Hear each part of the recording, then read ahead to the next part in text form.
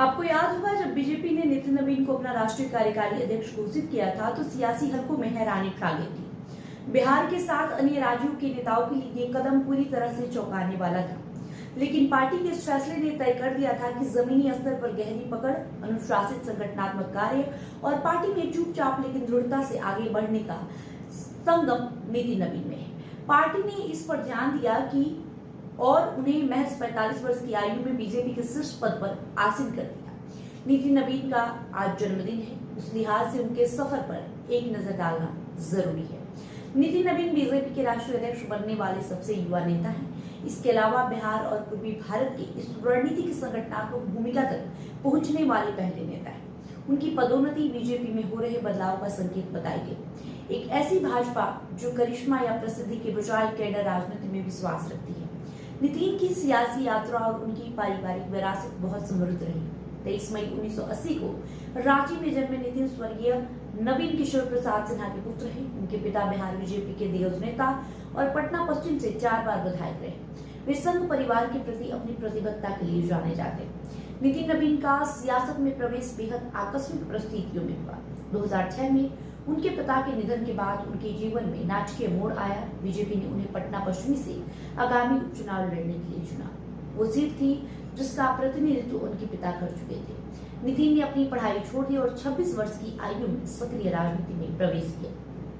उन्होंने एक ऐसी दुनिया में कदम रखा जिसे उन्होंने कभी कभी एक बाहरी व्यक्ति के रूप में खारिज कर दिया था।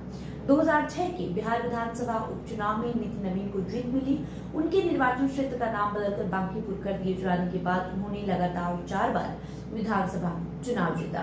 2010, 2015, 2020 और 2025, वो भी निर्णायक अंतर से। नितिन नवीन को जानने वाले उन्हें सरल व्यक्तित्व, सहकर्मी, आलोचक, विनम्र, सुलभ और दिखावा रहित बताते हैं।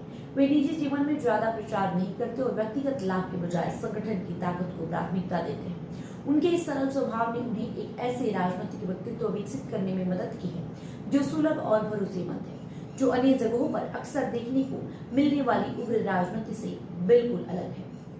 चुनावी जीत के अलावा नितिन नवीन के उदय को जिस सीट ने आधार प्रदान किया वो है संगठनात्मक कार्य। उन्होंने भारतीय जनता युवा मोर्चा के भीतर महत्वपूर्ण भूमिकाएं निभाई। राज्य बीजेपी के महासचिव के रूप में कार्य किया। बिहार के बाहर भी चुनाव प्रचार की जिम्मेदारियां संभाली। छत्तीसगढ़ में विधानसभा चुनाव और अन्य राज्यों में रणनीतिक कार्यभार भी नितिन नवीन ने संभाला। नितिन नवीन को पार्टी कार्यकर्ता, आयोजक और रणनीतिकार के रूप में उनके व्यापक अनुभव से उन्हें कई महत्वपूर्ण कौशल प्रदान किए हैं। नितिन नवीन में चुनावी जटिलताओं का प्रबंधन और कार्यकर्ताओं को संगठित करने का योग्यता भरपूर रही है। विभिन्न मतदाताओं की नब्ज समझना उनका संगठनात्मक कार्य बयानबाजी से अधिक सुनियोजित योजना पर आधारित है।